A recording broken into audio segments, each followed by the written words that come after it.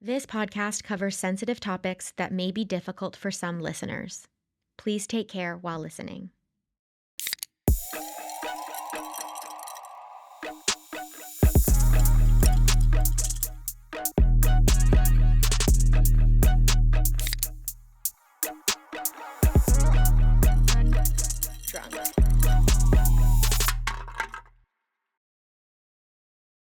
Welcome back to Girl Undrunk. I'm Heather. I'm Zoe. And we have not been here for a while.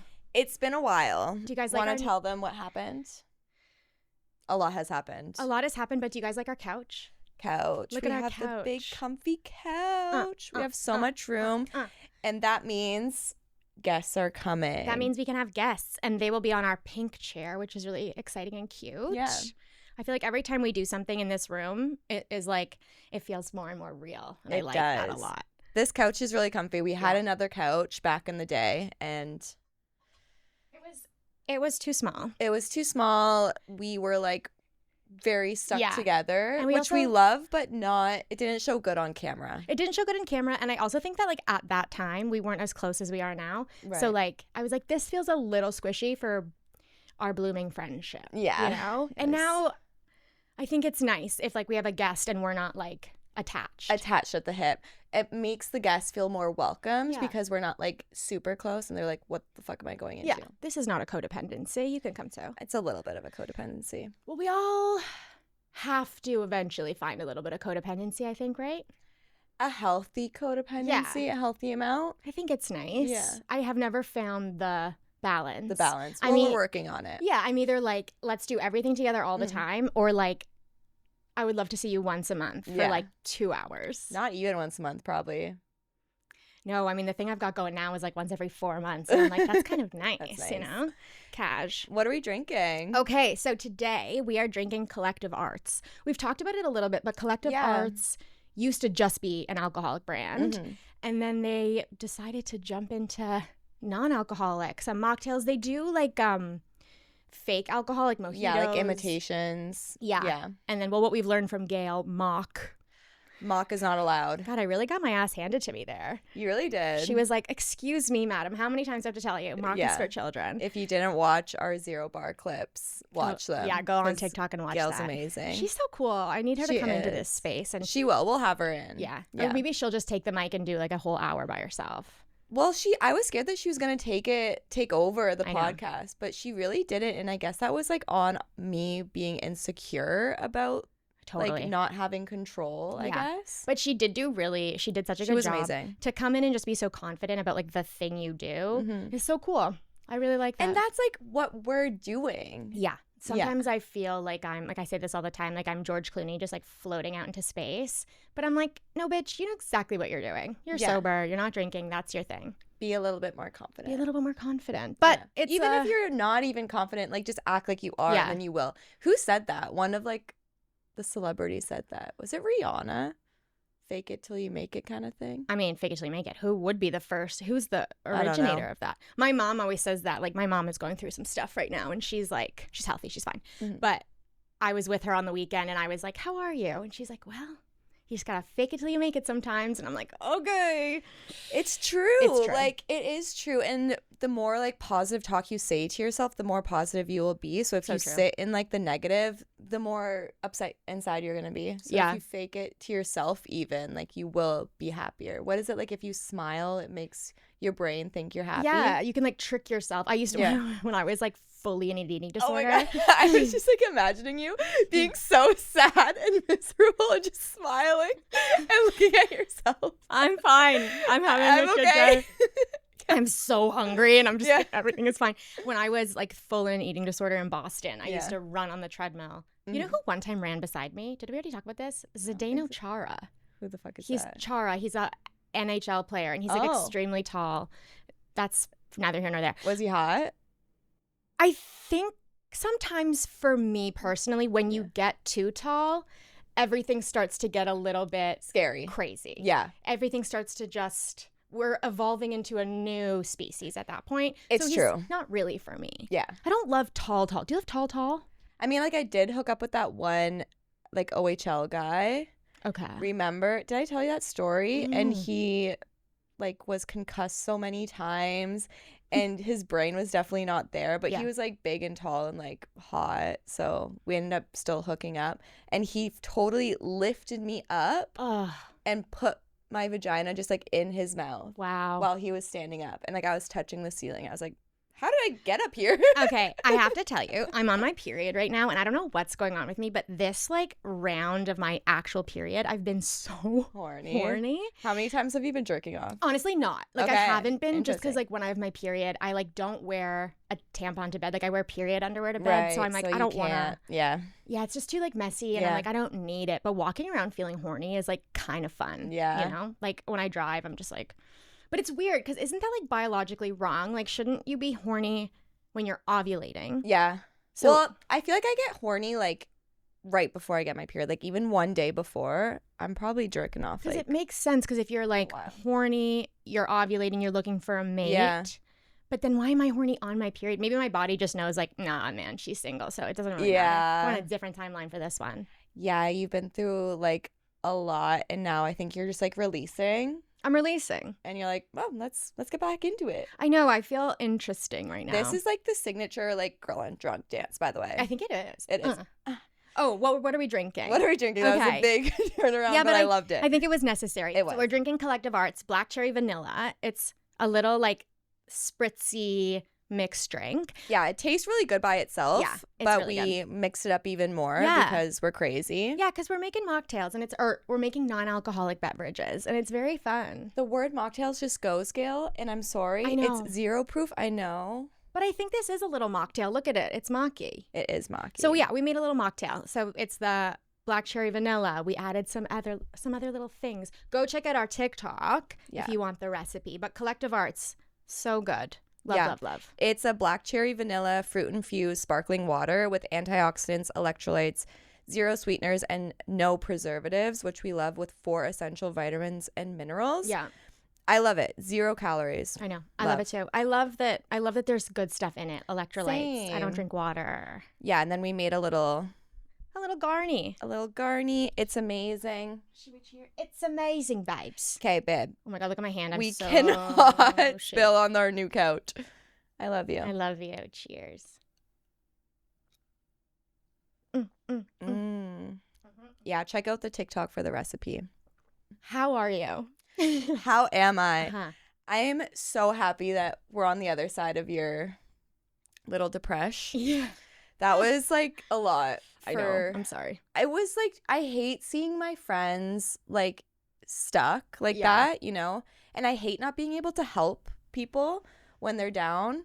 But like, I love being there for you. Yeah. You know? You were really helpful. And I think like what we've both kind of learned in this situation is like for both of us, it's like we have to let each other be and like just support it however we can. Go through the process because nothing you say logically, intellectually, spiritually, nothing you say is actually going to make me make a decision. It's like I have to get there and it's helpful and you being there is helpful, but it's going to take just as long. Yeah. So I feel like that was actually really nice. Like you were there. I was able to talk to you. It was like the back and forth, but I really appreciate you being there. It's the same with quitting drinking, right? 100%. Like, it's the same. I can never tell someone to quit. They have to figure it out on their own. But yeah, I feel really good. I feel really motivated. Like, I think the podcast is amazing. Like, your episode with your Paige was amazing. Yeah. Like, I am really proud of that for you. And Paige, let's hang out. We can go to the gym together. Like, oh God. No, I'm down. Okay, she's crazy. I know. Have you looked at any of her Instagram? She lifts like a lot of weight. And she's a mother. Crazy. I know. But yeah, I'm excited to go on my trip this week. I can't believe, I feel like you just got back from London. I know. And then all this shit happened and then now you're going again. I know. For 2 weeks, right? I know. I'm gone for a really long time. I haven't gone on a trip this long, I think, since going to Australia when I was still drinking. Wow. Yeah. Wow. Yeah. Are you good with long trips away from home? Like, do you like that? I don't know. Like, this is going to be a new thing for me in sobriety, right? I haven't done this in sober, so. I know. And you're going to very, like, drinking culture-y places. Yeah. So, like, the Aperol spritz at lunch is, like, pretty relaxing looking, to be honest. Yeah, it's good because when I go to Italy, I'm staying with my friend Francesca, and she barely drinks. Okay. Oh, that's nice. She's also into lifting, just like Paige. Okay. You guys are all going to form a little club, and I'm not coming. Like, me and Francesca are probably going to go, like, running in the mountains. And, like, I think she lives by the Dolomites.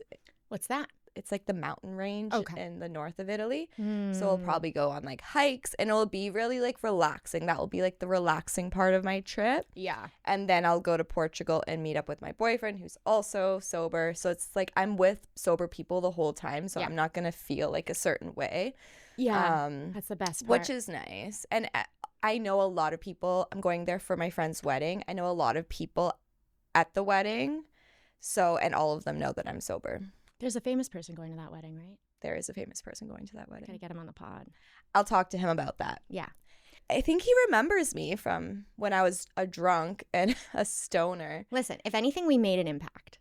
I really made an impact. Yeah, so there's a way. This famous person, yeah. It's very exciting. I'm very excited for you. I can't wait to see all your pictures. I love Italy. I really hope I get a lot of good pictures. You will. I hope I get like a really cute picture with my boyfriend. I think he wants me to post him on my main. Because he's like sad he hasn't been in like one of the main pictures on my Instagram, and I'm like, you'll get there, come on. How do you feel about men on your main? If I look good, it can be on it. Okay. And if he looks good, it can be on it. If we don't get a good photo at the wedding, sorry, I'm not going to post you on my main. Yeah. I don't know how I feel about it. I think I feel weird about it. I think I have posted men on my main before dating, and then when we break up, I'm like, like this is not the curated life that I want. Well, then I can archive. You can archive for sure. But I think we've been dating for over 6 months now, so I feel like good about it. Yeah.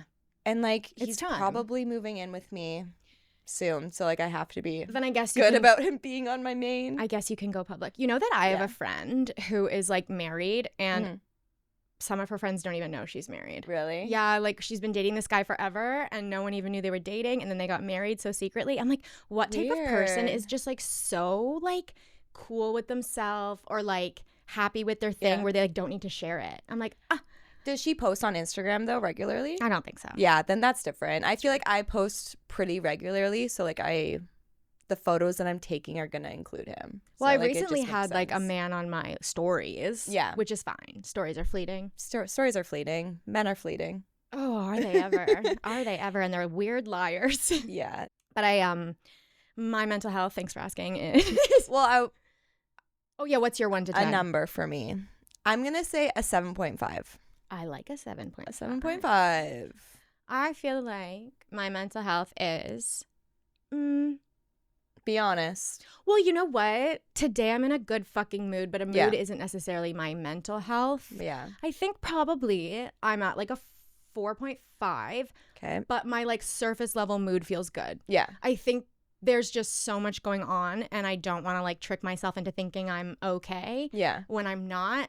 Because like I'll do things like I won't look outside, and then I'll go outside and it's fully raining. And I'm like, well, why didn't I take the time to... No, I literally, after the meeting yesterday morning, I was looking at it raining all meeting long. And then I go outside without an umbrella. Yeah. And I'm like, oh, yeah, this is why I'm an addict. I know. Yes. I'm like, focus, babe, for like a second. But, you know, there was, you know, I've gone through like a breakup, and I'm like fine to say that now. My life was getting crazy. My schedule was getting really like unfocused, unorganized. I was booking everything at the same time. Like my life just wasn't falling into place nicely. Well, that was a little bit manic, right? Like we have the podcast at 9 a.m. every Friday. And then you booked a boxing at 9 a.m. and a therapy at 9 a.m. Yeah. I was like, holy shit, babe. I know.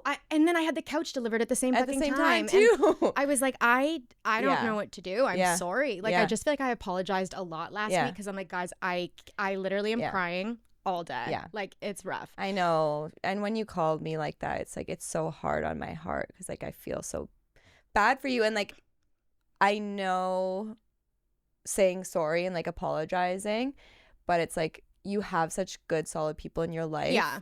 And like the ones that you feel like you need to say sorry for the most are probably not the good ones, you know? Yeah. I just like, I feel like so neglectful when I get like that. And then I'm like, I'm sorry, guys. Like, I am coming back. Like, believe in me. I promise. Yeah. Like, it's just rough. Like, sometimes those fucking 4 days, 5 days, or like breakups are hard no matter what. Breakups like, are no so matter what. Crazy. The craziest thing about fucking breaking up, even if it's like not a long relationship, not a super like intense anything, it's like, you know, you want to be done, and then as it's happening and the goodbyes are happening, my body is like, whoa, wait. Like, what if we can actually make this work and I can just do everything you need and I'll temper my whole life to do what you need. And like my adult sober brain is like, no. Yeah. Like, you know that you're going to have this exact conversation in 2 weeks with with the same people doing the same thing. So just like your brain is just smarter than your heart in those moments. I think it comes back to like, that's what we are taught as like young women, right? Is to always like fight for the man and like just like do everything for the man. And that's what we used to do when we were drinking, is like do whatever the man fucking wanted so that we could stay together. And now that we're sober, we're like, oh wait, we're not gonna do that. And that's where, when you're saying goodbye, those responses come into play again. It's like your body's natural reaction. You just have to fight that off. Right, because I'm obviously the problem in this. Like, it feels like that because I am an addict. So I'm like, it must be me before anything. But no, I really, and even if that's true, okay, well, it's not working. Yeah. So we got to be done. I don't know. Take that as a sign if you need to. If it's not feeling good, you don't actually really need to know why it's not feeling good. It's just done. Yeah, I think like I'm really proud of you for acknowledging that. And I think it's hard to get out of anything that like, because you did really like him. Yeah. He did like seem like a good person. Yeah. Oh, he's lovely. Yeah. It's just not. It's like when two people with insecurities come to each other and those insecurities trigger each other. It's like it just can't, you know? Yeah. And it wasn't bringing out like the best in you as a person. And I think that's where, like, if your relationship isn't bringing out the best of you as a person, something's not going to be working. Totally. So now I'm in my dating era. She's dating again. Anybody want to date her? Yeah, but like there's criteria.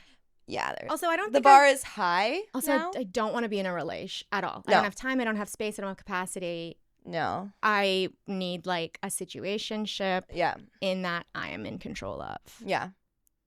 And we'll see. And maybe I'll just go on dates. Like, maybe I'll go on dates and that'll be fun content. I think you should just go on dates. Yeah. We'll try to do like at least one first date every like 2 weeks. I think that's good. I thought you were going to say every week and I was like, no. I'm like, okay, my Wednesdays are about to get crazy. Yeah, I think that'd be fun. Yeah. Okay. Great. Okay. Yeah, mental health is good. Went to Ottawa. Everything's fine. Yeah, do you want to say anything about Ottawa? Ottawa is so hard for me. Yeah. It's when I talk about it, I get weird. Ottawa, just like being in a place I grew up, and it's just everything comes rushing back. It's so much trauma. It's so much like just being on the same main strip. I'm like, oh, like I hate this. But I think it's also something I'm going to desensitize myself to. Yeah. Because my mom is there. So I'm like, I'm obviously. Well, I think that I felt like that a lot when I was going back to Sarnia. When I first got sober, I was like, oh my God, like I hate this fucking feeling. Yeah. And I hate how it reminds me of all the bad shit that I've done in my life. Yeah. But yeah, I feel like now going back there, it's easier for sure, 100%. Yeah. I do still feel like maybe 15% of those like shame and guilt moments when I'm there. You know, they say it's definitely less. You know, they say like when something happens to you when you're a kid, like a trauma, big or small, happens to you, it kind of stunts you in that emotional place for like that specific thing. So like you can go on and like be strong and grow in other places, but there is like this one specific thing that has stunted you, and so you just revert back when you feel triggered by that.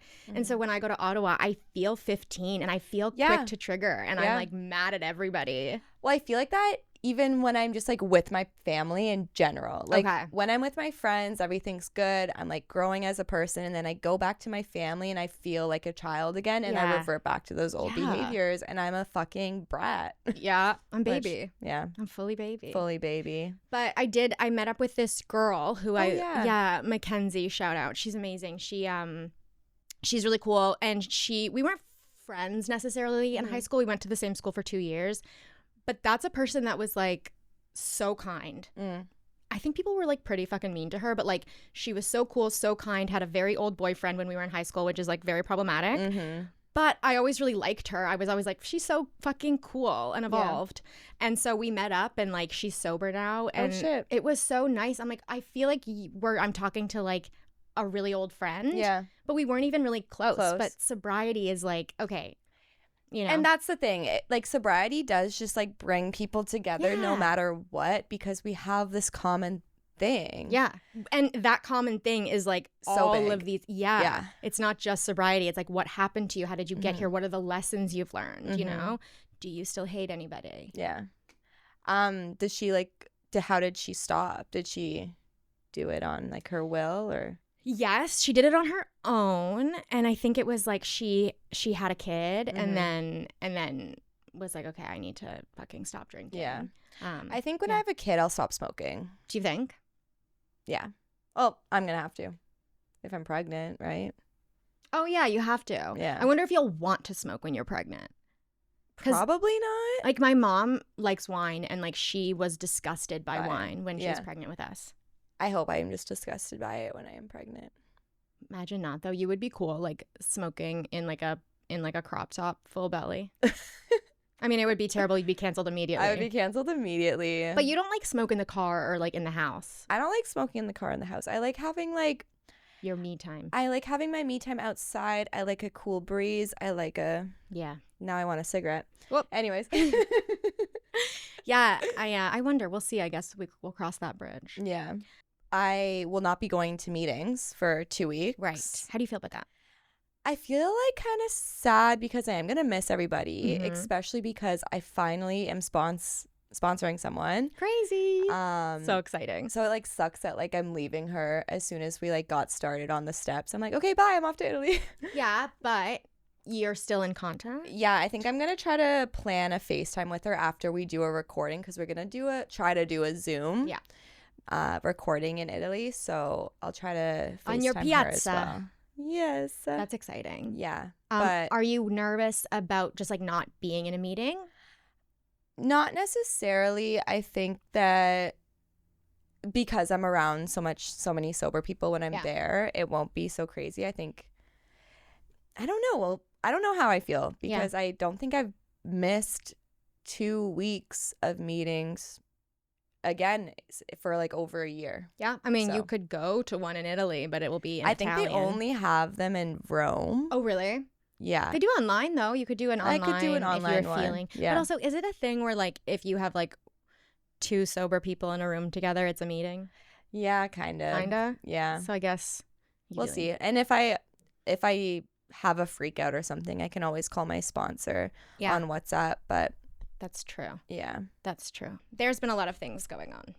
Yeah. Well, we haven't recorded here in 3 weeks? Yeah. It's been a long time. So I'm happy to be back with you. Well, we did record actually, I guess, right? But then we didn't record, but there was some technical difficulties and we couldn't release it. And it was too soon to talk about the Charlie Sheen of it all. I mean, the Charlie Sheen episode, we could talk about that first. We watched the Charlie Sheen doc. Yeah. I guess like we won't review it because it's impossible. It's not chronological. It really feels like you're watching a drug addict's life, which we are, but which I think that's probably why they chose to edit it like that. A little weird. Yeah. A little bit strange with like the plane crashing and all that. Yeah, the plane crashing was a lot. Like, whoa. Yeah. But it is a metaphor for his life, I guess. Like he was just spiraling downwards like every few years, you know? Yeah, and nothing is really real. Like everything is kind of just like a movie. And I think I was talking to you about this too. I find it interesting to watch a documentary about somebody's life, tip to tail.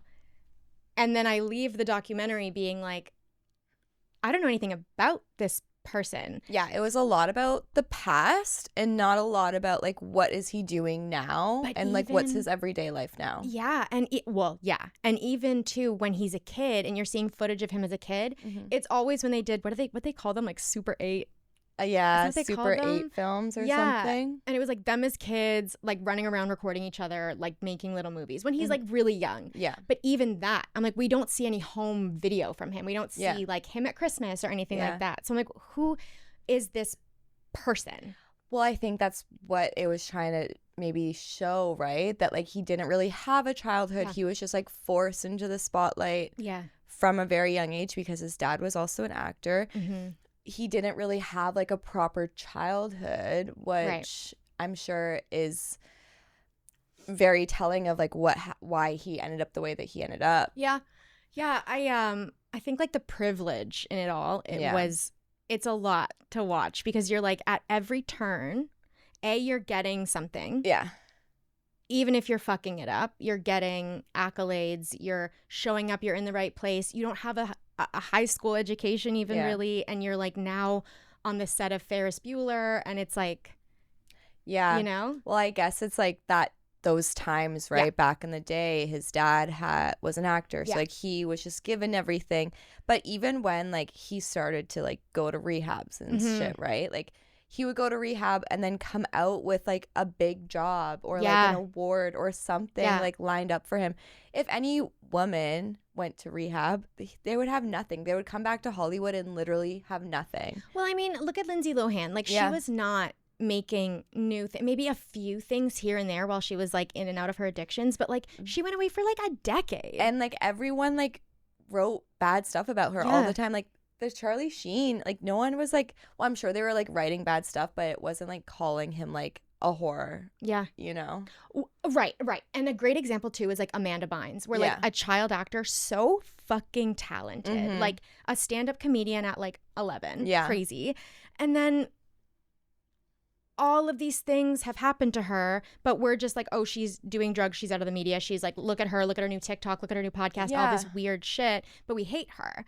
And then with him, it was just like, it was almost like giving him another chance after chance after chance. Yeah. And that's enablement for sure. Do you think that some people were like, if we give him these jobs, he'll be happy enough and he'll stop? Like, do you think that that was a part of it at all? I think so. I feel like that possibly was a part of it. But I think a bigger part of it was like, this guy is making us money and like everyone does love him. So we need to keep him working. Yeah. And I think, maybe people thought that if he kept working, he would stop doing as much drugs. Yeah. But like I can see if I got out of rehab and everything was just handed back to me without any consequence, I would be like, oh, like it's okay that I just went to rehab then. Like let me just like drink again. Like everything's fine. You need to have some sort of like, not punishment per se, but consequences to your actions. Yeah. That's not like giving him something right away, but it could be like when he proves himself to everyone around him that he is in a good place and that he's going to maintain long-term sobriety, then you can reward him with these jobs and accolades again. But we're also watching him like go to rehab, and of course we weren't there, we don't know, but what it looks like is we're watching someone go to rehab who doesn't want to stop doing drugs. Yeah. Like maybe at times he wanted to slow it down. Yeah. Like maybe he wanted to show up and not have to like be super hungover on a show, but like, or on a set. But we're watching this man just go because he has to. Yeah. And then he keeps leaving early. Yeah. And things like that, which is a big trend. Yeah. I think so too. Especially amongst the men. I find when we listen to men who've gone to rehab, it's like, I stayed for like 20 days and I was good. Or like, I went for like, I don't know, like 25 days. I was supposed to stay for 30, but like Jax Taylor's like that. Pete Davidson was like that. Dominic Fike. Yeah. You know, we just listened to him on Dax Shepard. Little baby. I love him. I love him. I've always loved him. I know. I want to take him home and just cradle him. Yeah, I think so. Yeah, I think so too. Like when I watched him on Euphoria, I was like, oh, I want to fuck him. Yeah, but now I'm like, you're a little baby. Like you are just... Should we talk about Dominic Fike? Or should we keep... Okay. Or, maybe he's just stick on Charlie. We'll stick on Charlie. We'll come back to Dominic. Yeah. But John Cryer, he's like the other half of 2.5 Men. Oh, right. John Cryer. Okay. He was saying, like, you know, like my career depended on Charlie's. And like, you know, it was all of this in and out. But then also Charlie Sheen is making a fuck ton more money than him. And I had this feeling. I was like, you and me are sitting here as addicts, sober, empathetic. We've seen people go in and out. But if you're an addict and you're an adult and we're doing this show together, and you can't keep your fucking shit together, and it's in and out. And I don't really have an understanding of addiction. I'm just a person. And you're in and out, and then you shoot your girlfriend, and then you get HIV, and like all of these things happen to you, and you're still doing all these drugs. I think at some point, if I'm John Cryer, and I might just be like, I don't give a fuck. Well, I don't give a fuck if you're healthy. Show up, do your job, and if you have to do drugs later, great, go ahead. But like, stop fucking with my life. 100%. I would feel that way too. Like if I was a non-addict and someone kept fucking up my job and getting more money than me, I would fucking hate him. Like, of course. Yeah, so I think like empathy dwindles. And then at that point, you're like, is this an everybody problem? Like, am I supposed to be supporting the addict? Am I enabling the addict? Is it my responsibility? Yeah.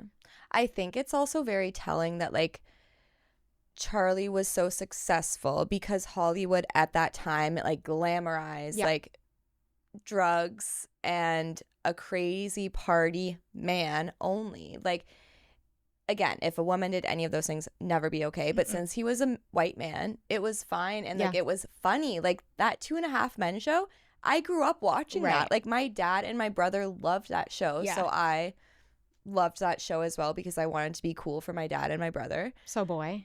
I wanted to just be like the boys, you know? But yeah, I loved that show, and I loved that he would be a crazy man, like fucking all these girls. Like I thought it was cool to watch that too. Right. And that's very telling of how I grew up and like ended up, you know. Who is it? Is Sean Penn is in the Okay, so he's so hot. Sean Penn said thank you. Sean Penn was like, when he got 2.5 Men, when Charlie got 2.5 Men, he was like, yeah, this is a role for Charlie because it's literally just Charlie's life. Yeah. And that feels crazy to me because I'm like, okay, you're going to a job where you're just like, I guess they weren't really doing drugs on the show, right? Like it was just mostly like sex and drinking. Yeah.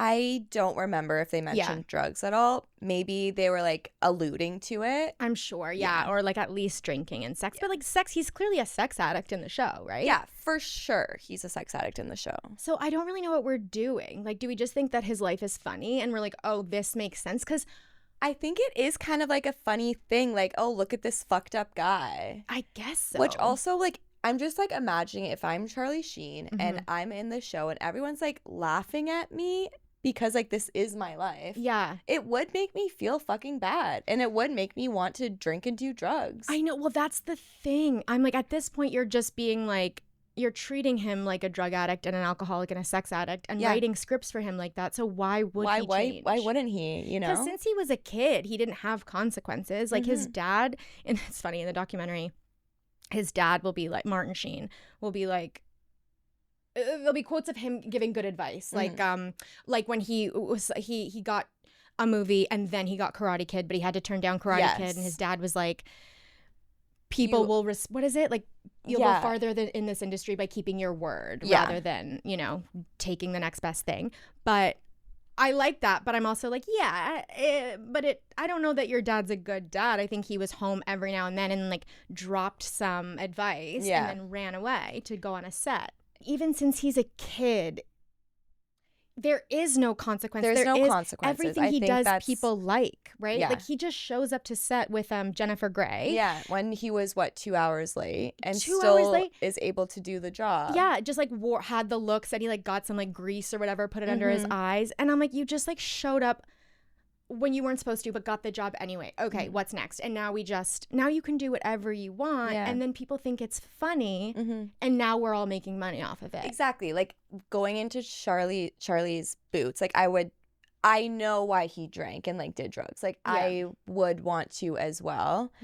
I don't think he had he didn't have any consequences. He couldn't learn anything properly. He was just a baby throughout his whole life, and he didn't know how to deal with life, and that is what an addict is. They don't know how to deal with life, so they use fucking drugs, alcohol, pussy, whatever they can get.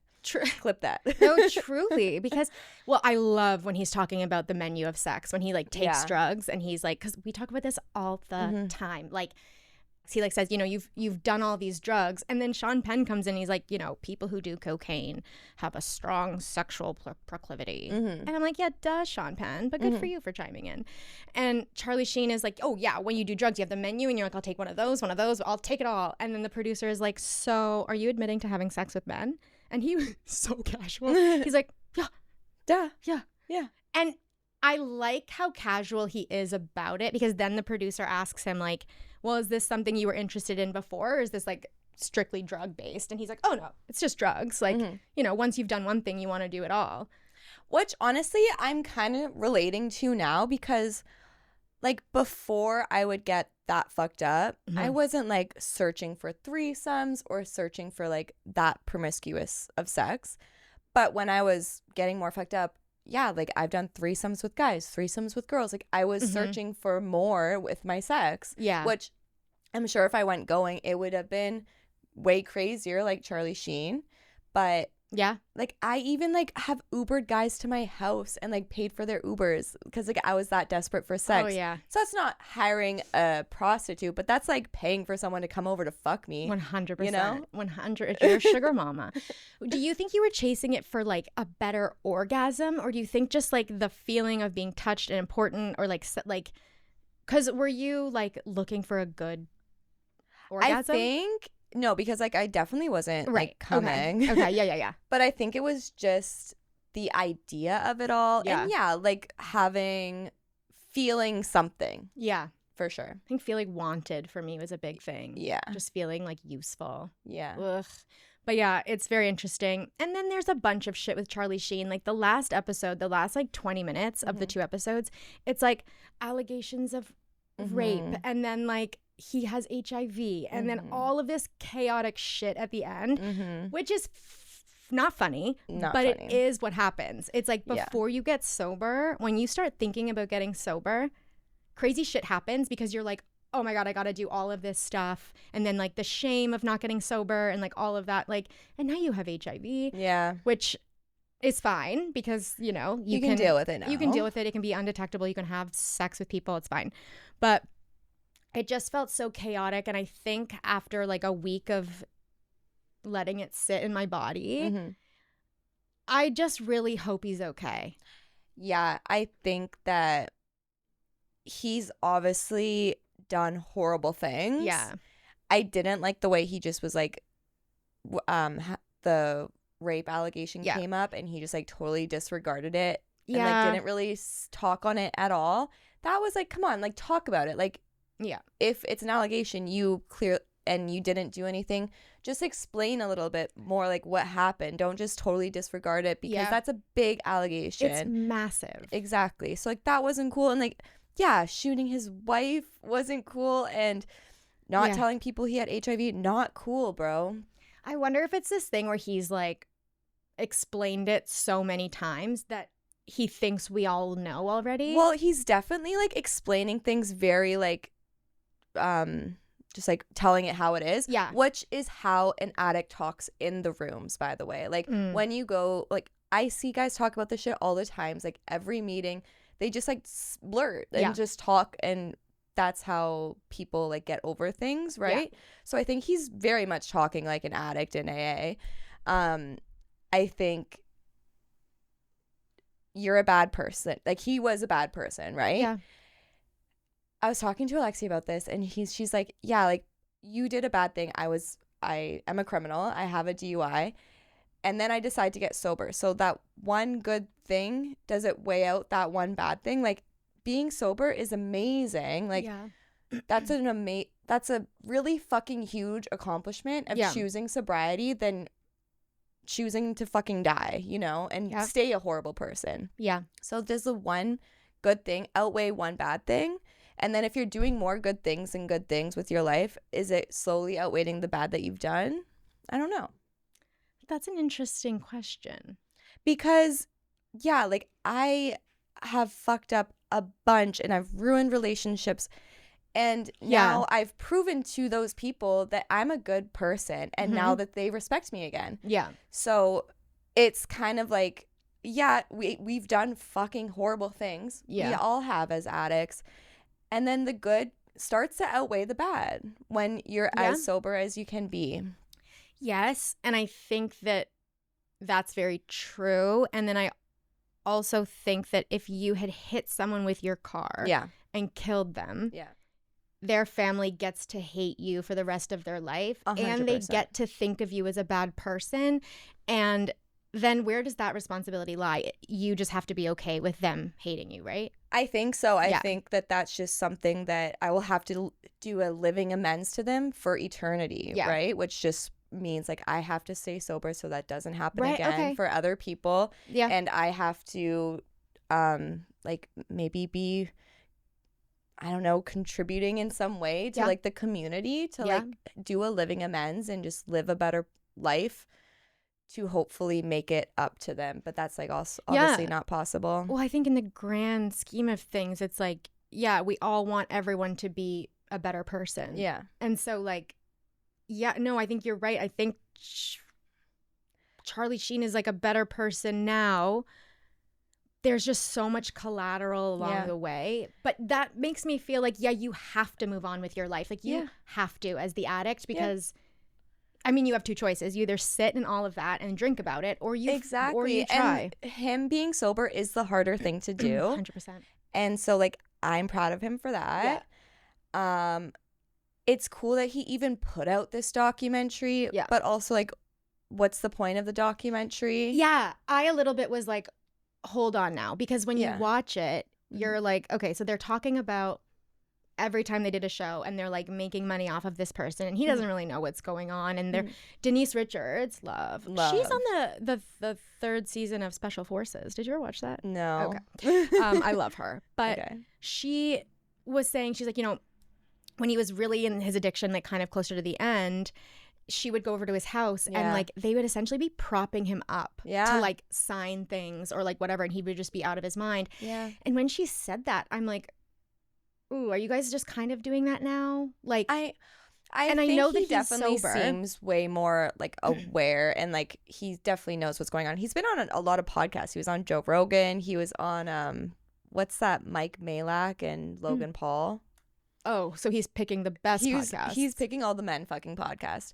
Which, Charlie, come here. Talk to the woman. Actually, I'm scared of you a little bit. I don't know if he has the ability or capacity to be like vulnerable with a woman.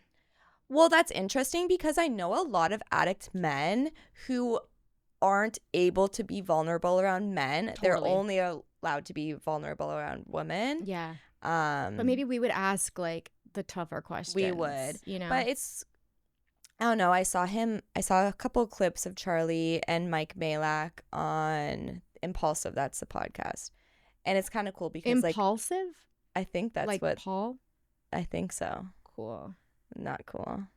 Anyways, but Mike's also an ex-heroin addict. Okay. So like they were kind of talking about their addiction together, which was kind of cool.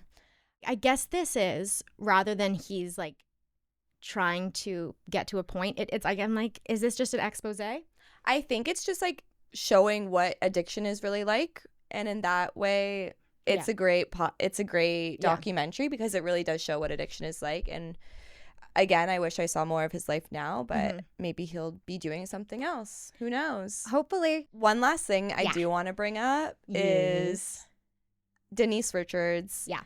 When they were together and he was doing 2.5 Men, she like had a feeling that he was on drugs again. Yes. And she reported it to like the producers of 2.5 Men or something.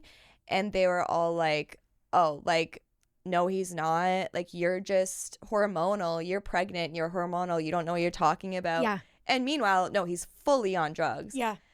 It's just, I know. I'm like, the person that loves him is going to the people who make millions of dollars off of him and is like, basically what I'm about to say is like, I need you all to just stop this livelihood. Like he can't handle it. And you guys like make a different show. Yeah. Mind you, he wants to work. He like wants to be in the spotlight. He doesn't have another mode, right? He's either like forced to be in rehab or go.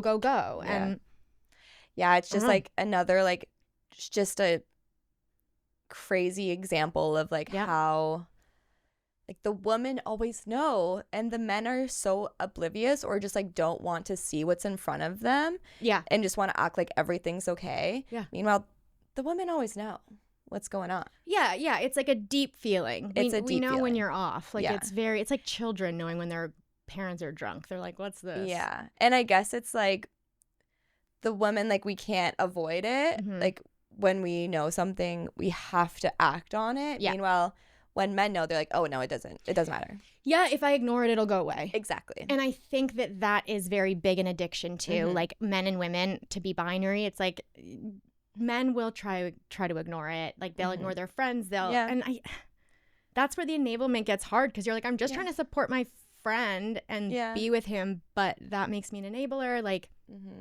enabling is really a confusing situation. It is. Because you're like we were talking about before, like you have to let the person go through their own journey. Yeah. Okay, so if I'm sitting here drinking all day and you're my friend, you just have to let me go through the journey? I mean, you can make a decision whether you want to leave or not, but like... Yeah.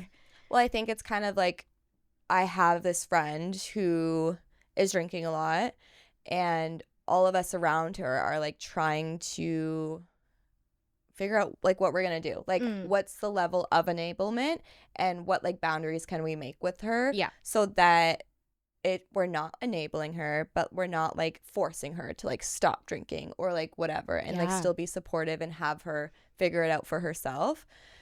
It's a difficult situation. It's a tricky like line, because you don't want to like cross the line, but you don't want to, I don't know. Yeah, and getting older is helpful. Like that we've been through it, it's definitely helpful. Like when you're younger and someone's going through it, you're like, just fucking stop. Like, what's wrong with you? And then you're mad at them.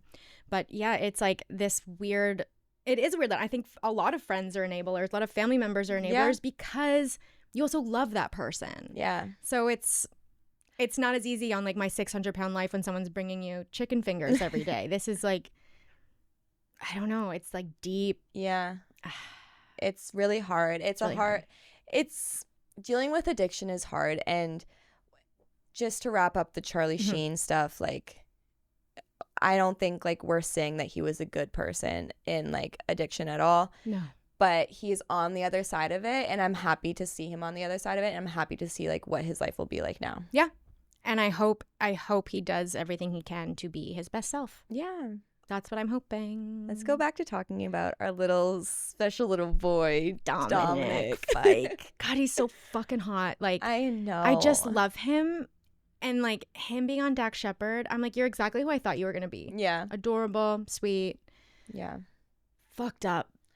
I mean, he's been through a lot. Yeah. Like, you know, he's been through a shit ton. I don't even know where to start this, but it's whenever people talk about the shit that they've been through and that they're sober or that they're like trying to be sober, I'm like, holy shit, like I can't believe you want to be sober even though you went through all the shit, you know? I do the same thing. Yeah. Anytime someone's like, oh yeah, like my parents are dead, I'm like, oh my God, and you're sober? Drink, go drink. Yeah. I'm like, are you sure? Yeah. Like it's really crazy, some people who get sober. I'm like, and you had to sit with that feeling sober? Yeah. Fuck. Like I just ruined every relationship I ever had. I didn't like, you know, whatever. But he has been through a lot. And I feel like we kind of watched someone who is still in the middle of it. He is definitely still in the middle of it. He's still trying to figure out like what sobriety is going to look like for him. And it's true. Like sobriety looks different for everybody. My sobriety is different than your sobriety, whatever. So I think he's just like still in the middle of it, but he obviously knows that he has a problem. Yes. And that's like the first step, right? Yeah. I mean, he knows he has a problem. He is not interested in being sober. I don't think. From what it seemed like, it's like he's kind of on this cycle where he like goes to rehab, comes out, does a gig, goes. Yeah. It's also this thing, I wonder, years didn't change that much, but my life changed a lot after I got sober. Like my friends changed and like my day changed. Like everything I did was like now about sobriety. His days, he's a rock star. Yeah. He's around drugs and alcohol and women and whatever the fuck else. He's not sleeping. He's on tour. Yeah. So if nothing in your life changes, how would your addiction ever just change on its own? Like how could you cut out the drinking, cut out the drugs, but then still be on tour, still be up late, still be like horny and craving and like exhausted. I guess like he has a kid now, so that's something that's changed in his life. But I think he was like talking about one of the waitresses at the restaurant that he went to, and like even him just saying that was like, oh, you're still like, you're very much like sex, like, oh yeah, like you need to have sex, and like you're chasing these women. Yeah, if you didn't listen to the pod, it was like before he like came on, he had like stopped at a diner or something, and he was talking about this waitress, and Monica was like, oh, I know her. Yeah, and he was like, give her my number. Yeah, it is. I'm like, holy shit, there's dopamine that you need all the time. I don't know. Can you sit and record a podcast for 2 hours and not be on drugs? If you're a drug addict, I don't know. I think he's definitely like slowed down. I don't think he's like in the midst of like being like debilitated and like being on drugs all day every day right now. Like it doesn't seem like he was like that. He seemed very much like aware of what he was saying and whatever. Yeah. He seemed smart and knowledgeable about his life, but so was I. I was not when I was in it. Yeah, but you can't be. Yeah. Dax asked him like, so how is it now with like substances and stuff? And he was like, it's better. Yeah. It's better. And I'm like, okay. Yeah. Yeah. All right. Like, you're on your journey, babe. Exactly. It's gonna have to stop. Things like that scare me. When we like a person, I like him, and I know he's doing drugs, and I know that he has substance abuse issues. He does. This is not just a person who like every now and then does drugs. He needs them. And I love him, and I want to sit here and be like, it's okay. He's got it under control. But nobody fucking has their drug use under control. He definitely doesn't. He definitely doesn't. And like something will happen and it will spiral again. Like hopefully it doesn't, but that's just patterns that we see regularly.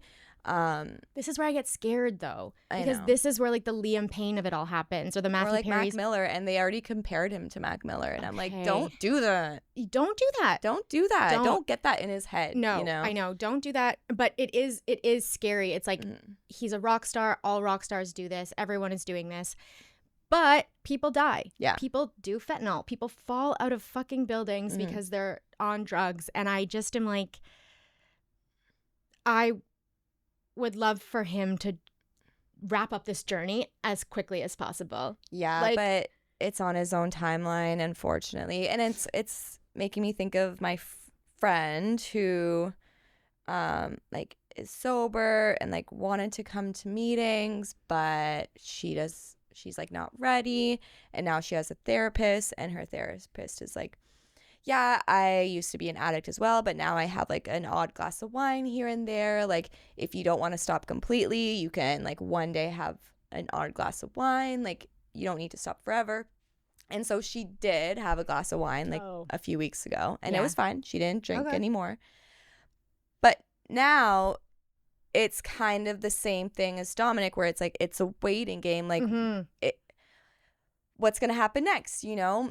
And also, wouldn't you rather just be sober so you can be free of thinking about when you're going to be able to drink again? Wouldn't you just like rather accept the fact that you can't have this thing, and that you're better off without it, and you're better than all other humans because you don't need this thing? Yeah. Come on.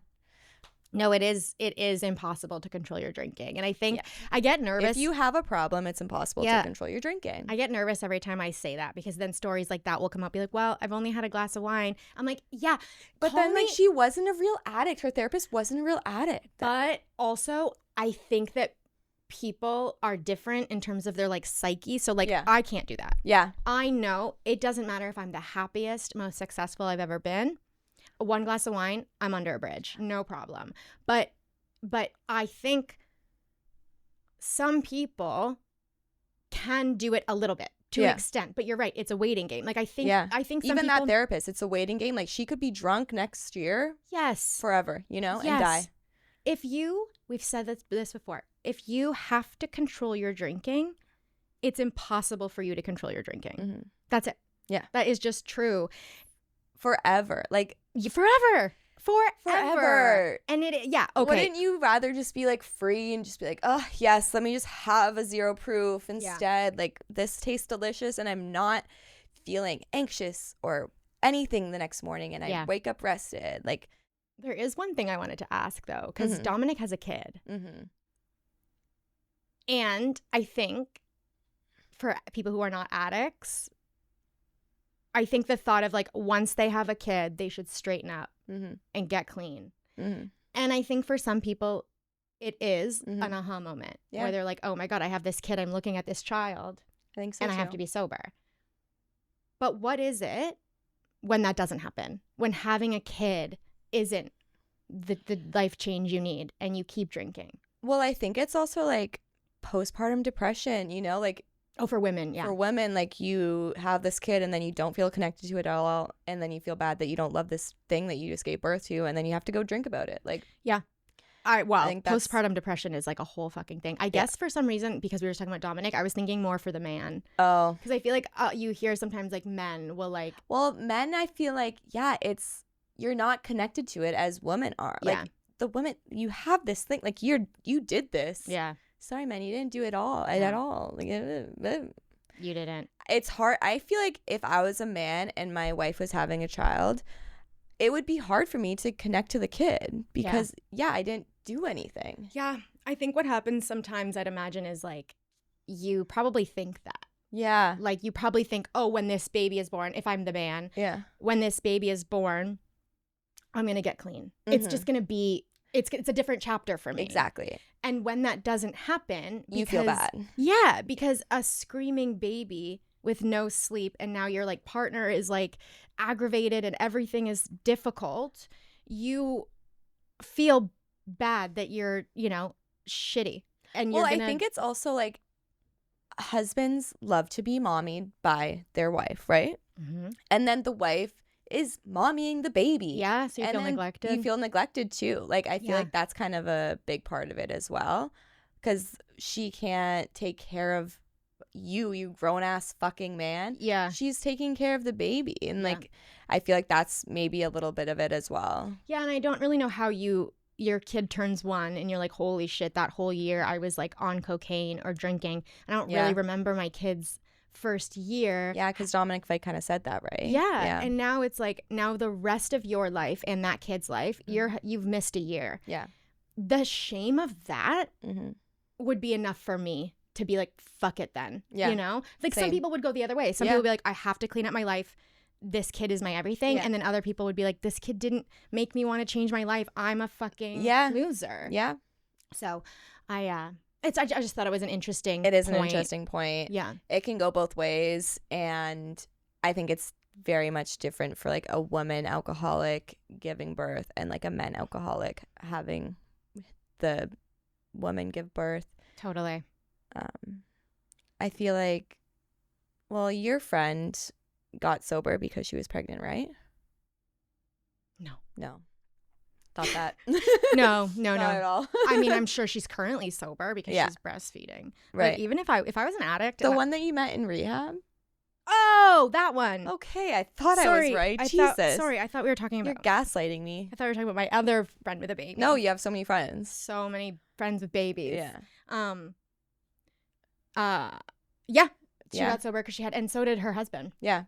And then she relapsed though after. She did. Yeah. I feel like that's like a very classic story of like, I get pregnant, I get sober because I have this thing, and then I give birth and I don't know what the fuck I just did. Yeah. And so you drank. Like, I feel like that would be I see that happening for myself. Like, I feel like that's very relatable to me. A baby, I remember when my friend relapsed and people around me were like, but she just had a baby. Doesn't she want to be sober for that baby? And I literally was like, no. I think I said it to her mom. I was like, a baby is not enough to get someone to be sober. No. It's not. It's not a mental health cure. A baby? Definitely not. No, that's so much pressure. That would make me want to drink times a billion, you know? Yeah. Well, like, I mean, don't bring babies into this world to fix your relationship. Don't bring babies into this world to like fix your addiction. Yeah. It's not going to happen, babe. Yeah. This is a very male-heavy podcast today. I know. I really don't know how this happened.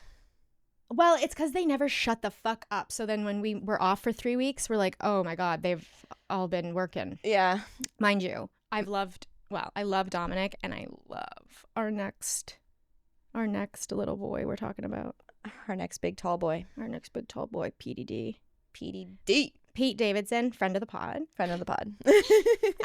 He went on someone commented on our TikTok and was like, a TikTok or a podcast talking about other podcasts, and I was like, literally, that's what everyone does. Fuck off. Yeah, this is social commentary. Yeah. Okay, Pete Davidson, Theo Von. How do you feel about Theo Von? Okay, exactly right. So when I was drinking, I would listen to a lot of fucking male comedy and male podcasts. Yeah. And I hate that. I did that. So like now in sobriety, I basically only listen to women besides Dak Shepard. Like he doesn't count. He's one for the girls. So now I like don't listen to any of the male podcasts I used to listen to. I feel like I used to listen to Theo Von. I used to listen to Andrew Schultz or Santino? Andrew Schultz. Yeah. Which is the redhead one? Santino. Schultz is like the one that got an married. asshole. And it's an asshole, yeah. Yeah. Yeah. And so like loves that. I don't know. I feel like is Theo Von sober? Yes. Now. But he's had his spurts as well. I think he's done like all of the drugs. Yeah. But I think he's like sober now. I think I like him.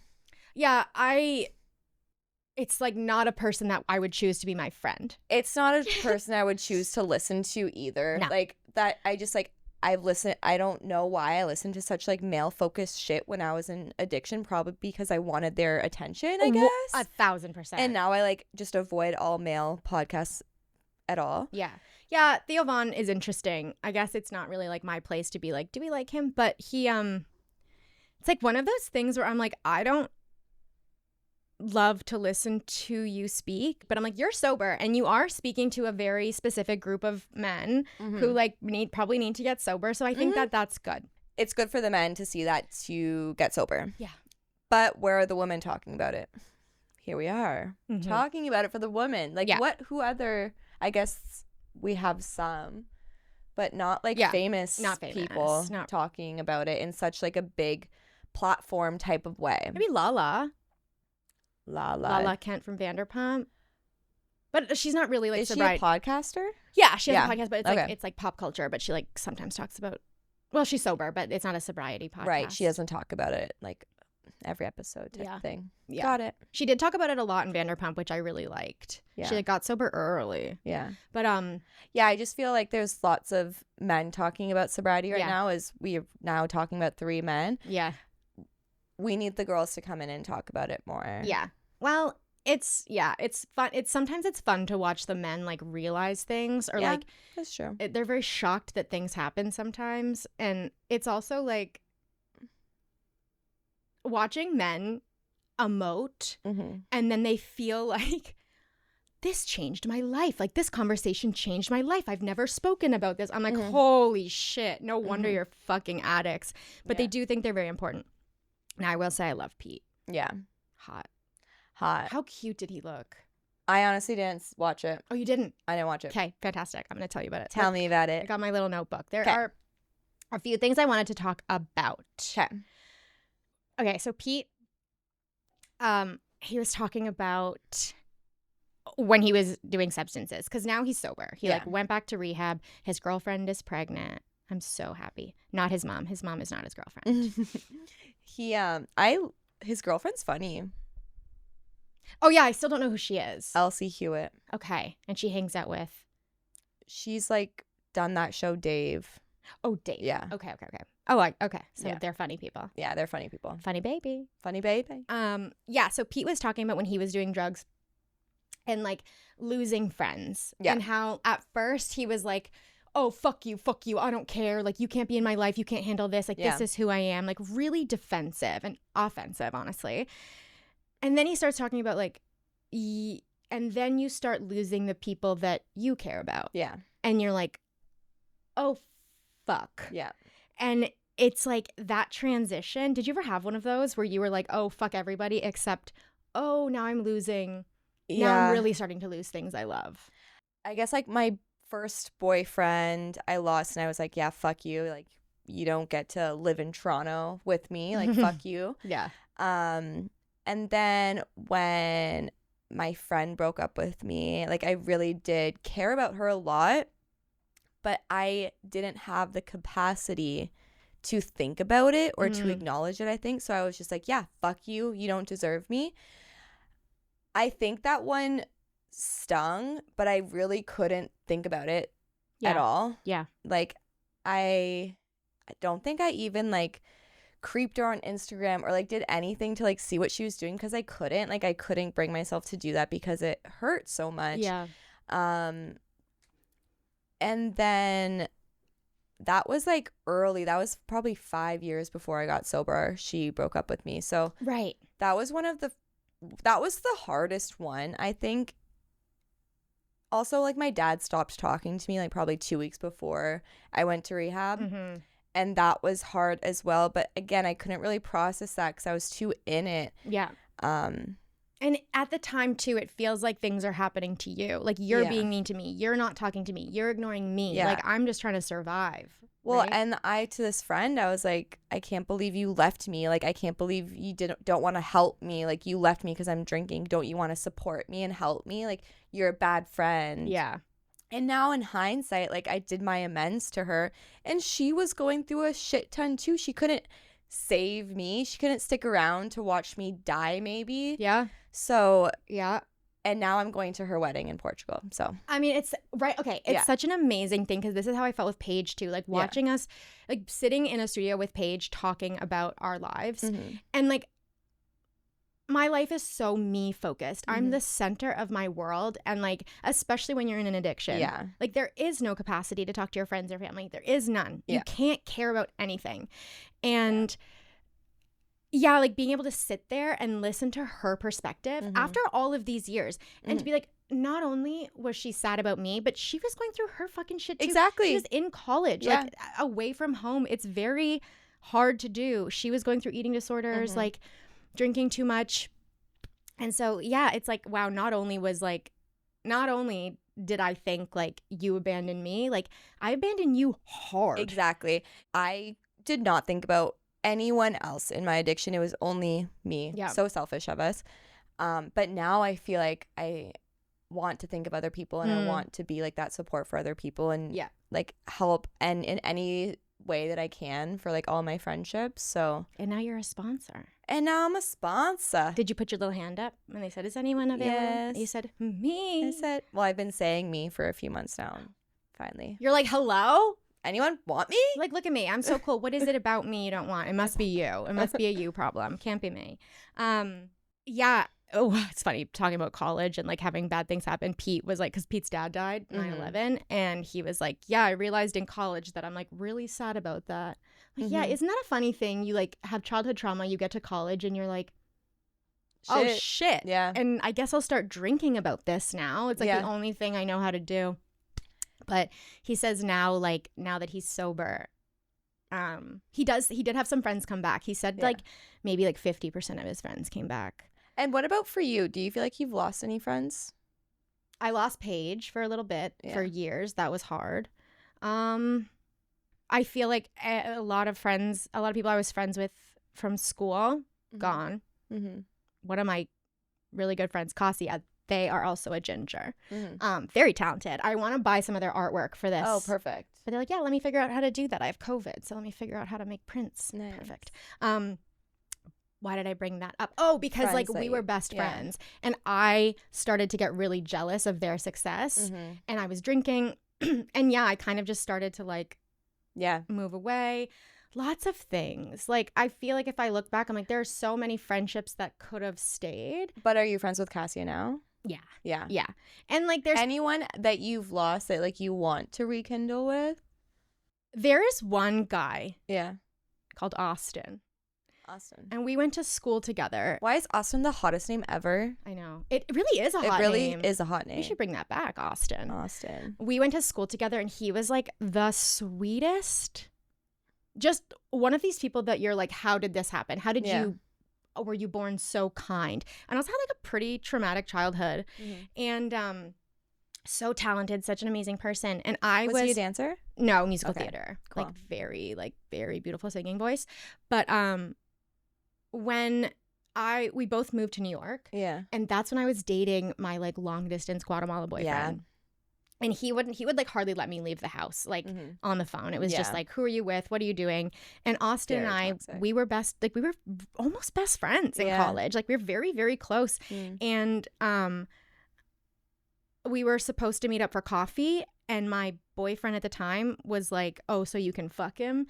And I was like, fine. I just won't have any friends. I won't do anything. I won't leave the house. And so I didn't see Austin. Yeah. I just kind of like ghosted him. Yeah. And that still hurts me. Like I follow him on Instagram still, and like he'll post some things and I'm like, damn, that would have been a lovely friendship to keep. I mean, there is still time. I guess I could like always reach out, but it was just so shit. If it's still hurting you, if you're still thinking about it, I mean, maybe I'll listen to this, but you should like reach out to him and be like, hey, like what I did in college when we were in New York was really harmful. Yeah. And I still think about it and I apologize and I'm glad to see your success. I hate what that like in my life, and this is just the way it worked. I can't go back, but like toxic relationships ruining my friendships. I know, but like literally I think every girl has a toxic relationship that has ruined their friendships. Yeah. Like for sure. Like my toxic boyfriend, two out of I guess like the 3 boyfriends I've had were toxic, and I definitely have lost friends or like did bad shit to friends throughout. So it's like it happens. Like I was 20. Exactly. 21. And like we can only live in the present right now, and that's water under the bridge. It's so crazy to even like ask me that question, because I really am hurt by that whole thing. Like I am hurt that I hurt him. Yeah, exactly. Like, he is like the kind of person that you really don't want to hurt. Like, and like that would be like an amends, right? Yeah. And we were talking about amends in the last meeting, and just a way of like sometimes the smaller amends that like aren't your parents or aren't your ex-boyfriend. The smaller ones are actually like more impactful, as impactful as the big ones, because it's small, but it holds a lot of weight in you. Yeah. Well, yeah, when it's like your parents or your sister, you're like, wow. Yeah. You know, I could stab you in the throat and we're still family. Yeah. But yeah, it's hard to stab your friends. Yeah, it is hard. It's hard. It hurts. And now I have to like admit that I did that, and like why and all these years. And then I'm like, well, it's been fucking 10 years. Yeah. And he's probably not even like worried about it at all. He's probably like, oh, I didn't even know what happened to you. Like, thank you for saying that. I'm glad you're doing better. You know what? I'm going to message him after this. Oh my God. Stay tuned. Okay. I'm going to just round this off now, because I feel like this is a good way to end it. Okay. Talking about Pete, talking about, they're talking about all these different versions of themselves and when they were drinking, and if that's still them and if they've changed. And I was kind of wondering, when did you realize, or when did you start to realize that you like yourself? Good question. Thank you. Honestly, I think probably when me and my rehab boyfriend like broke up because he relapsed, and I started like diving into the steps with my sponsor. I was probably like 4 months sober. I feel like that's when I started to like myself and to like what I was like doing. That's very nice. Like even there was glimpses in rehab where I would look at the mirror and be like, oh, okay, like we got this. Yeah. But I don't think I really liked myself yet. I was just like, I guess, willing to like myself in rehab, looking in the mirror. Like I do remember that. But I think the confidence and the being okay by myself really happened at that moment. I think you're probably onto something with the like breakups, because I was dating my rehab boyfriend for like a year. Yeah. And that was really helpful. Yeah. And I actually think I started to like myself in rehab. I think I was really scared to go to rehab because I was like, I do one thing and it's drink and then it's talking. Yeah. And I don't know how to make friends or I didn't even know who I was. So I'm like, oh, fuck. All I've done is like look at myself in the mirror for the past 15 years and be like, you're fat, you're disgusting, you're ugly, you're a bad dancer, you're this, and that. And I always felt like that's not 100% true. Like I always felt a little bit of like, yeah, but you're also like a good person. And then in rehab, when I was like making friends and having a good time, I was like, okay, without mirrors and without anyone here knowing my past and anyone knowing like what my body has looked like before, I'm kind of good company. Yeah. Like, okay, that's interesting.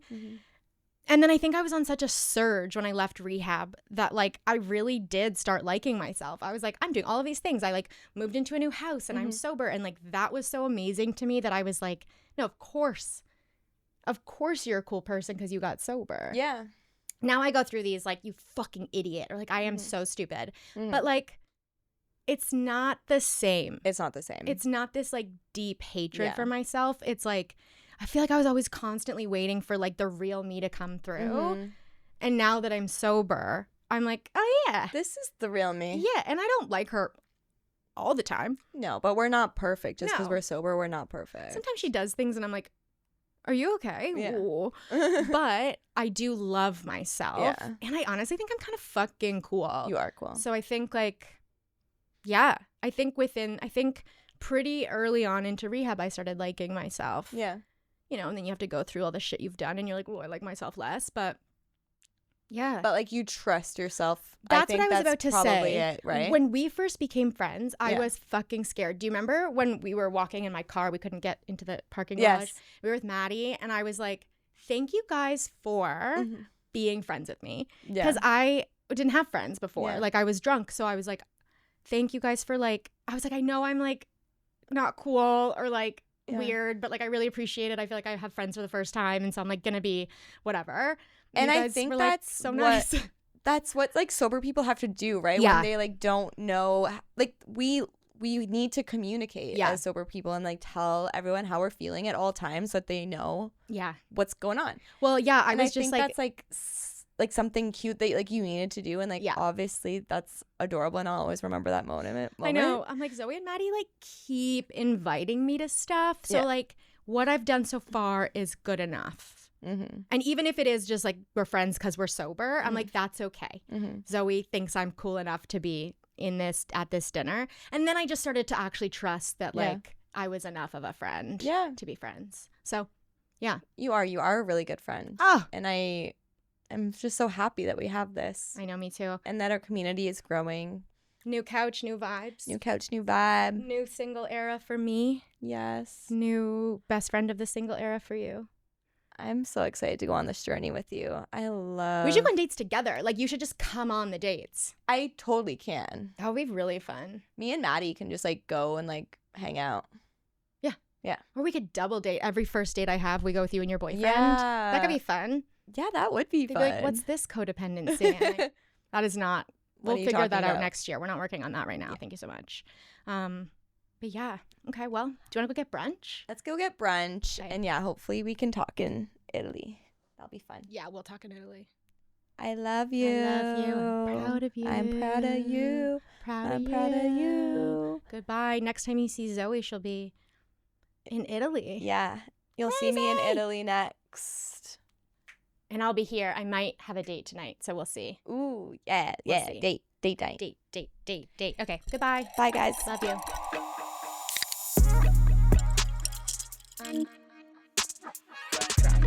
Thanks for listening to Girl Undrunk.